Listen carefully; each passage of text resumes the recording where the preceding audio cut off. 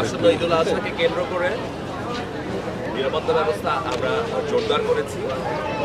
গরুর হাট কেন্দ্রিক ৩০ স্তরের নিরাপত্তা ব্যবস্থা নিয়েছি।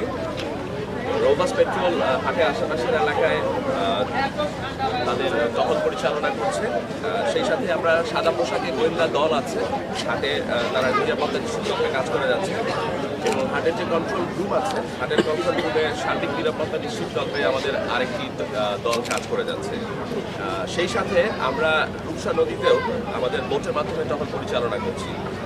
একই সাথে আমাদের ওয়াচ টাওয়ার থেকে ইভেন ড্রোনের মাধ্যমেও আমরা হাট মনিটরিং করে যাচ্ছি।